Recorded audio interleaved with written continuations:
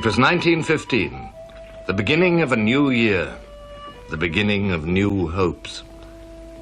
The old hopes, the glorious ones of 1914, were buried in the mud and clay of trench warfare. The Schlieffen Plan, Plan 17, the Russian steamroller, in the hangover of this cold dawn of 1915, they were only memories of the time when all Europe had been drunk on the wine of quick victory. It was stalemate, puzzling to generals reared on the concept of the sweeping maneuver, frustrating to soldiers trained for wars of movement, disillusioning to new arrivals. We'd been brought up on histories of the Boer War and patriotism and heroics and everything, and we thought the war was going to be over before we could get there. However, in about half a minute, all that had gone. I wondered what the devil I'd got into, because it was nothing but mud and filth, and all the chaps who were already there were, well, they looked like tramps. They were all plastered in filth and dirt, unshaven. During the long winter, General Joffre, the French commander-in-chief, pondered the new problems of trench warfare. The enemy had been driven back, but he had firmly fastened himself upon our soil, and we had been obliged to leave in his hands for a length of time whose duration no one could now estimate, a rich part of our country. It was not enough that we had prevented the enemy from winning the war.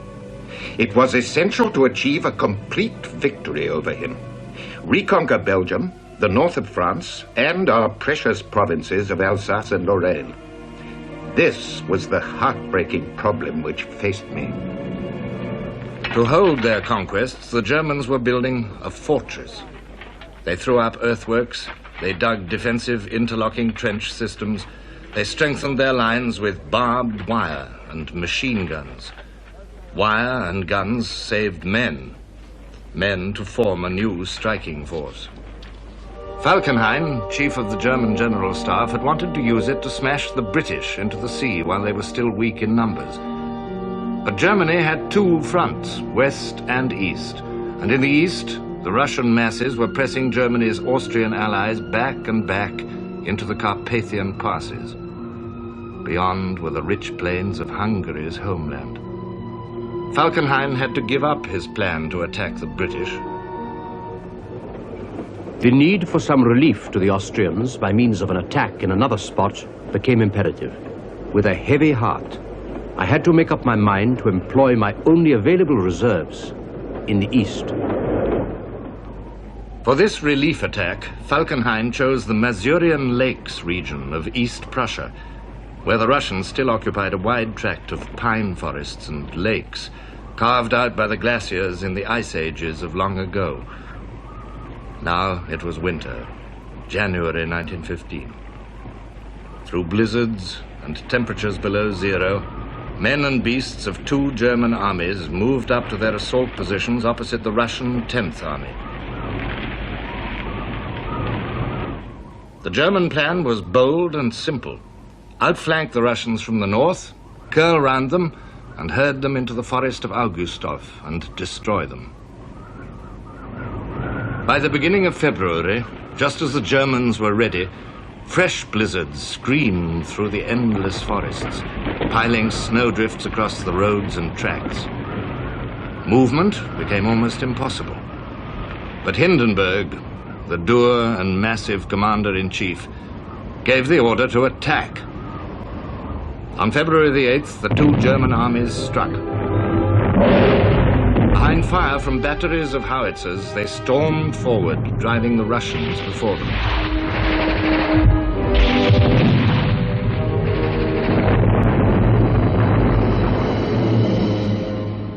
Once more, a great Russian army was retreating like a clumsy, helpless, and bewildered beast under the blows of a drover.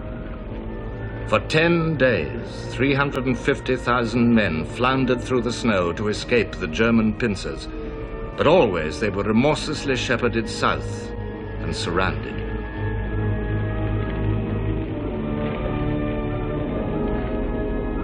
By the 21st of February, the German victory was complete and terrible. The corpses of 100,000 peasant soldiers of the Tsar lay frozen and forgotten. The horror of the campaign chilled even Hindenburg himself. The name of the winter battle in Masuria charms like an icy wind or the silence of death. Men will ask themselves, have earthly beings really done these things? Or is it all but a fable or a phantom? Are not these marches in the winter nights, that camp in the icy snowstorm, that last phase of the battle in the forest of Augustov, but the creation of an inspired human fancy?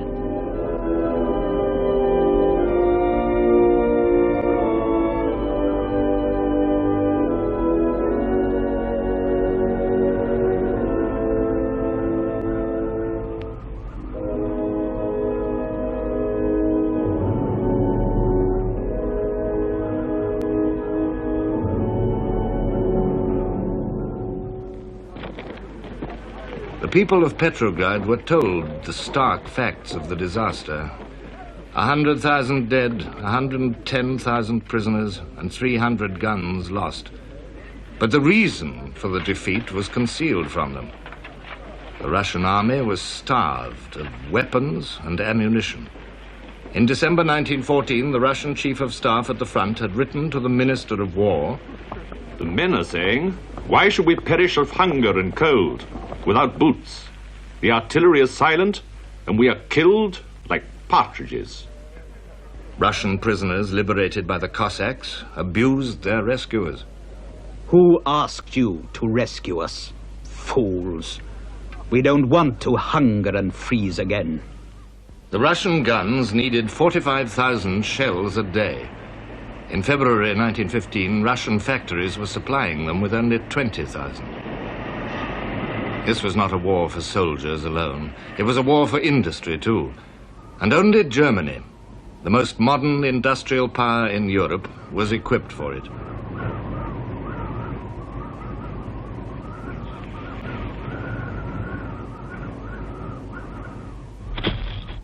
Yet, short of heavy guns, short of ammunition, short even of rifles, the Russian army in Galicia continued with indomitable peasant courage to force the Austrians back.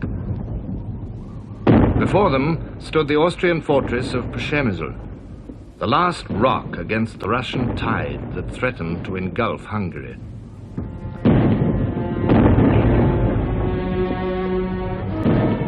Behind the shattered forts of the perimeter, the Austrian garrison had been cut off for 3 months, and food was now so short that the population were eating cats and dogs as well as horse meat. The Austrian commander decided on a last desperate attempt to break out. It failed, and on March the 22nd, the great fortress surrendered.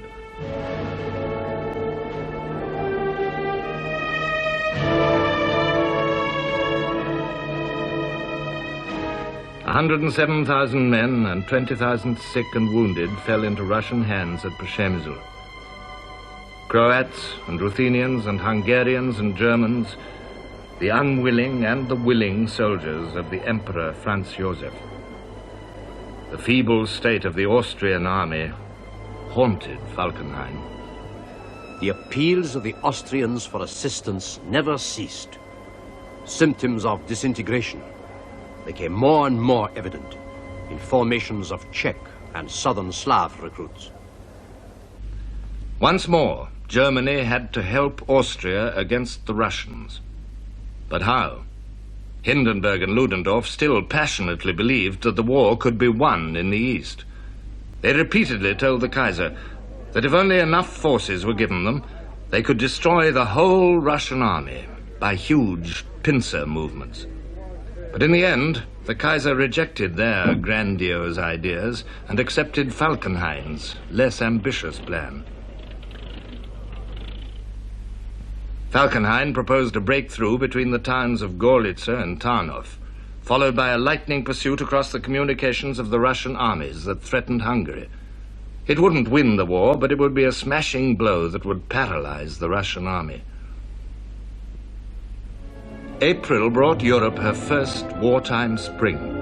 The grim Russian winter melted into a landscape of astonishing beauty.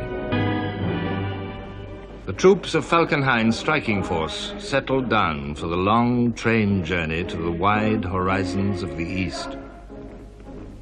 This was an army made for victory. Only the Marne and First Ypres marred a record of success, stretching back through Sedan in 1870 to Waterloo. At fixed intervals, the packed trains rolled eastwards. Speed 19 miles an hour, 180 trains to each army corps. With the army went the now familiar German battering ram, medium and heavy howitzers, huge stocks of shells to sweep away the Russian defenses like a cyclone.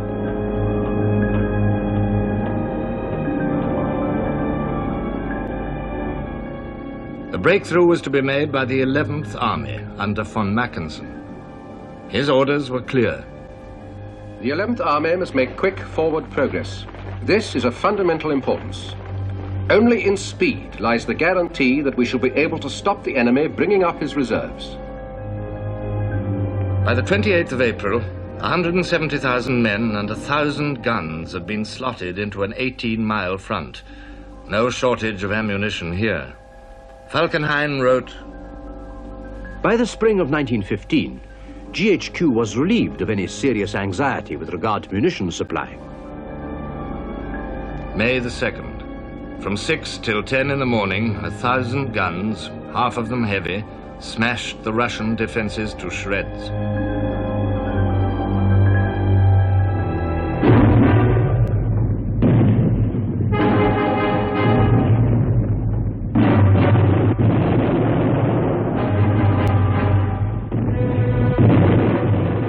Then the attack went in.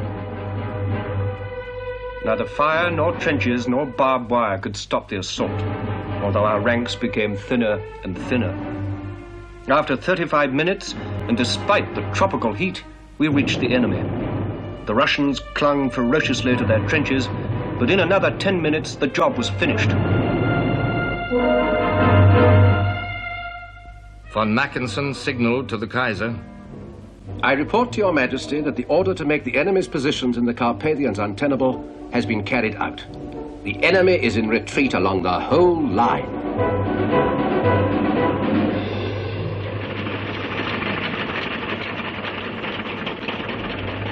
Against the weight and power of the German pursuit, the Russians could do nothing.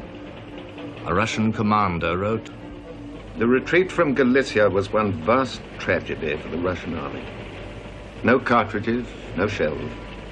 Bloody fighting and difficult marches, day after day. No end of weariness, physical and moral. Faint hopes followed by sinister dread. For 11 days, the German heavy artillery swept away whole lines of our trenches and their defenders with them. We hardly replied. There was nothing to reply with. A Russian general had sent an urgent message to Petrograd. There are no rifles. 150,000 men are without rifles. From hour to hour it is worse. We await the heavenly manna from you. At the end of May, Mackensen's troops marched in triumph into the fortress city of Przemyśl. It had been in Russian hands for only 2 months. The victorious Germans and Austrians had marched more than 100 miles through the heat and dust of the Galician summer. They'd forced the Russians to retreat along the whole Carpathian front. As they entered Przemyśl, their triumphant progress was being celebrated 450 miles behind them in Berlin, with flags and bell ringing and the cheers of a proud and grateful nation.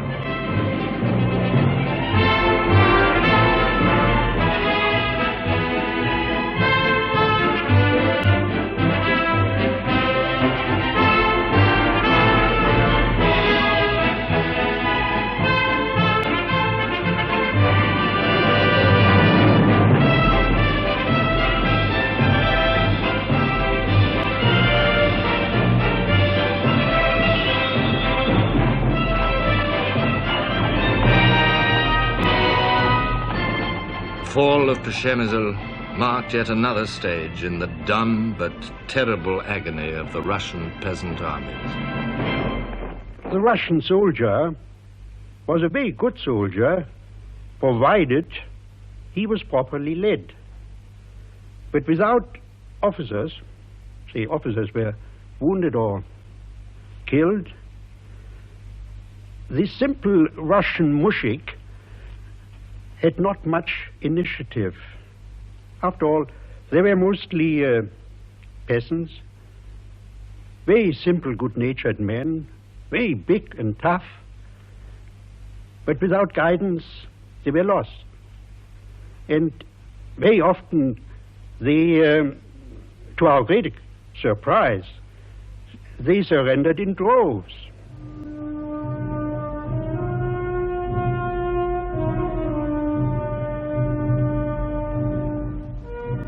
By the time they were captured, some Russian soldiers had been retreating for a month. Over 100,000 of their comrades had been killed. The Russian army was at the end of its power.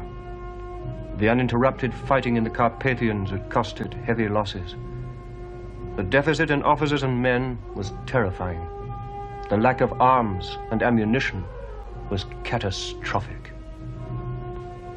For the Russian prisoners, the unequal struggle against Germany's might was over, and they celebrated the miracle of still being alive.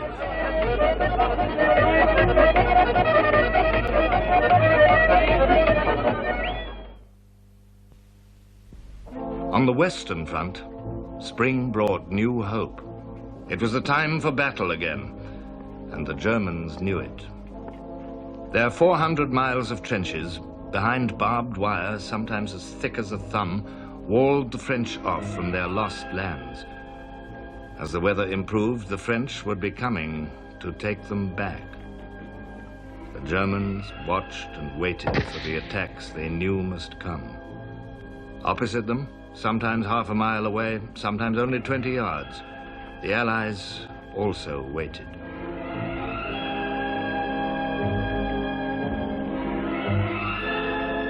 The temporary lines where the balance of war had settled at the end of 1914 were acquiring a squalid permanence. Haphazard sections of trench were deepened and joined to each other. Drains were scooped in the mud. Holes in the ground had been converted into dugouts. They were at least splinter-proof, which meant much to an army fighting an artillery war.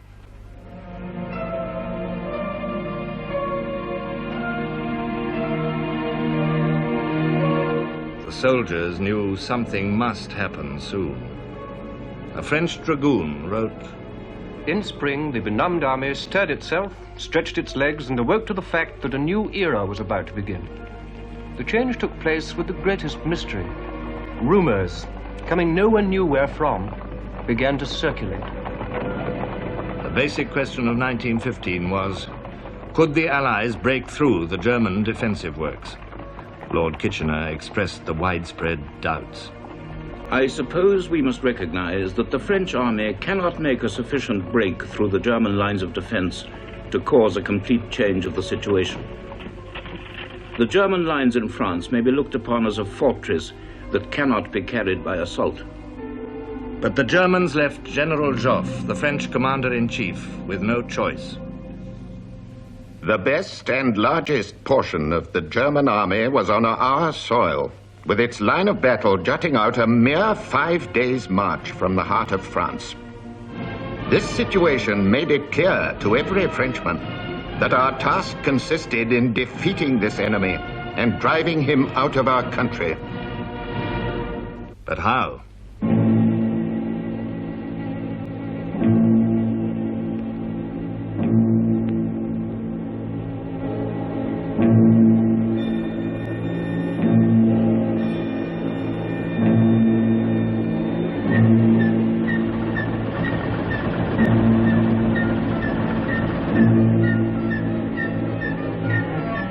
French observers peered at the German front line. Week by week, month by month, battle by battle, the Germans had strengthened and deepened their defensive position.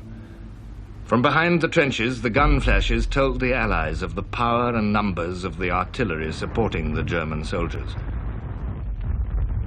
The answer, the French concluded, lay in artillery and high-explosive shell.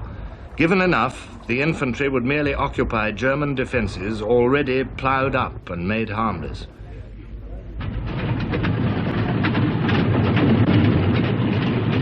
In the words of Sir Douglas Haig, commanding the British First Army, when there were sufficient shells, we could walk through the German lines in several places. but were there sufficient shells, sufficient gunpowder? When war broke out, France had only 300 heavy guns to oppose 3,500 German medium and heavy guns. Since then, only 48 new heavies had been delivered, and 18 of those had blown up in the gunners' faces. Now, in a desperate attempt to catch up, they were pressing into service the old, slow-firing big guns stripped from fortresses like Verdun and Toul.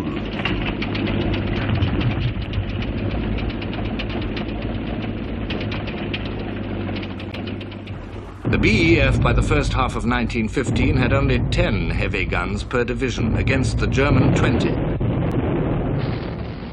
Incidentally, every time our artillery opened up on them at that particular time, they would come back tenfold. If our artillery fired about 5 or 6 rounds, they'd fire 50 to 60 back at us. But always it was that unequal bashing that got the infantrymen. We couldn't, if we'd got a gun at all, we had a machine gun, it's true, but that was only a puny effort. It was these colossal shells that rained on, and we could do nothing about it. The earthworks and the barbed wire, such as they were, had been blown to pieces long since. And the result was that practically the whole of the front line around the town of Ypres was a series of holes in which men crouched and waited for the end. In February, Sir John French rationed his heavies to 8 rounds a day, and his field guns to 10 for ordinary purposes. A British gunner wrote to Lloyd George, "We don't know or care who is to blame. We only know that we are being starved to death for want of shells, and our infantry are being fated daily to a more and more terrible task."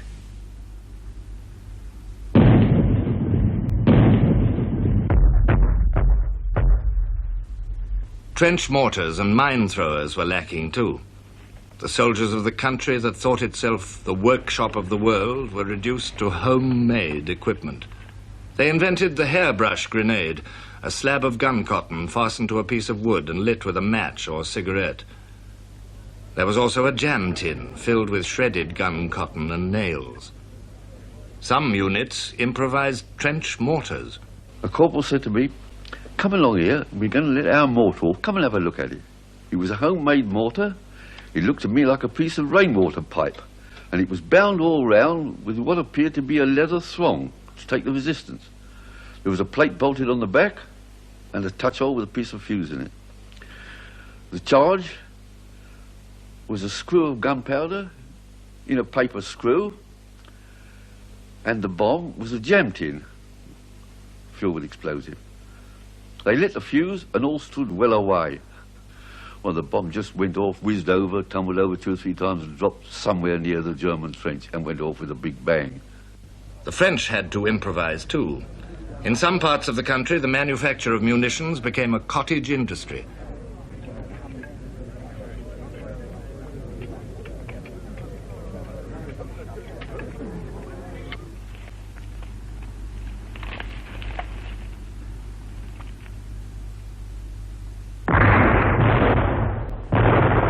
As the day of the Allied offensives approached, the shell shortage remained desperate at the British base depot.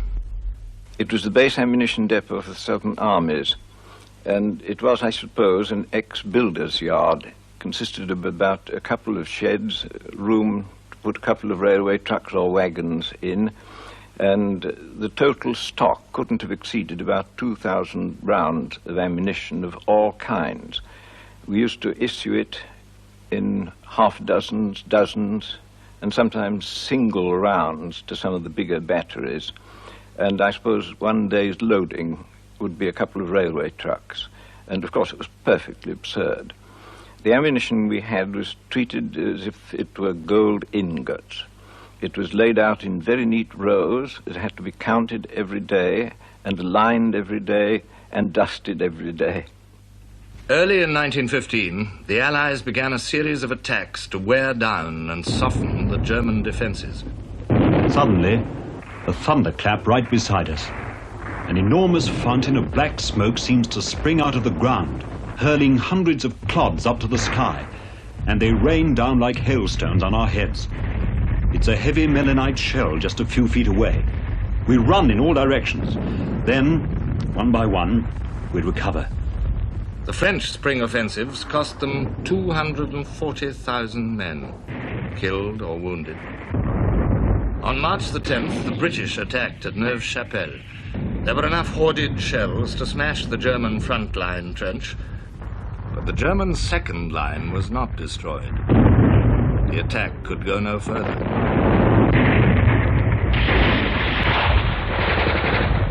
On April the 6th, the French attacked at Saint-Mihiel to pinch out the German salient. They failed. But these were only preliminary attacks. The real attempt to break through the German defenses was planned for May.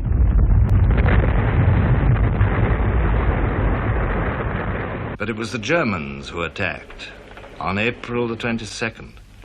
Their purpose was to cover up their troop movements away from the Western Front to Gorlice Tarnów. Against the French sector at Ypres, they let loose a hideous new weapon, which science had added to the German soldiers' armory: poison gas.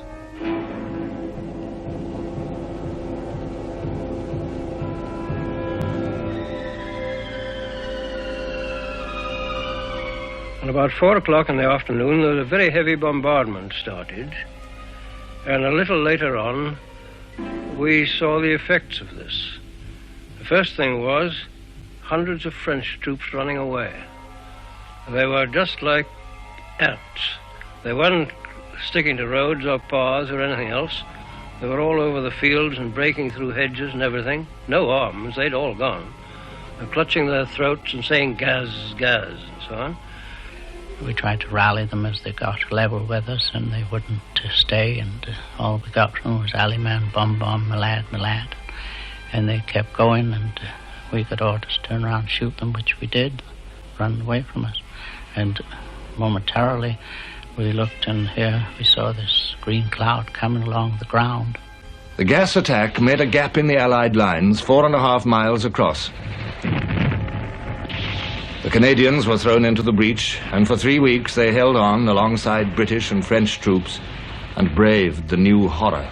One chap had his hand blown off, and his wrist was fumbling round, tearing at his throat.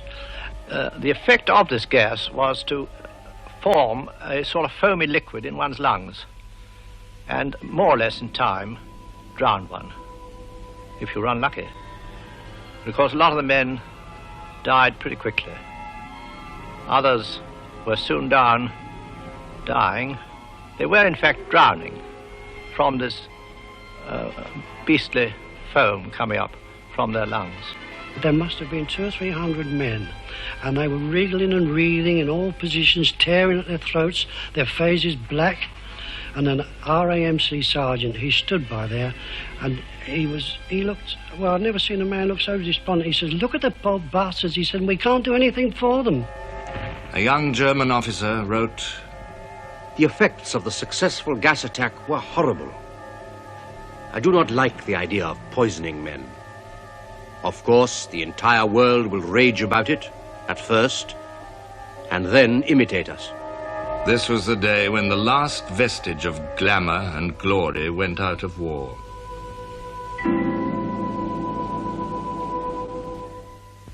Behind its ancient moat and ramparts, Ypres itself became a symbol of resistance and unstinted sacrifice. The great German shells set the town ablaze. Centuries of history crumbled at each blast. But on a sudden, fierce destruction came tigerishly pouncing. Thunderbolt and flame showered on her streets to shatter them and toss her ancient towers to ashes. The shelling had started again in Ypres, and by the time we got up, marching up to the town, it looked as though the whole place was on fire. Buildings right and left of us were blazing away, and the heat was so intense in some of the narrow streets that as we were marching up in column of 4, the men on the flanks had to creep into the middle to avoid the blistering heat. And one could see the haggard desolation on their faces as they also surveyed the havoc around them.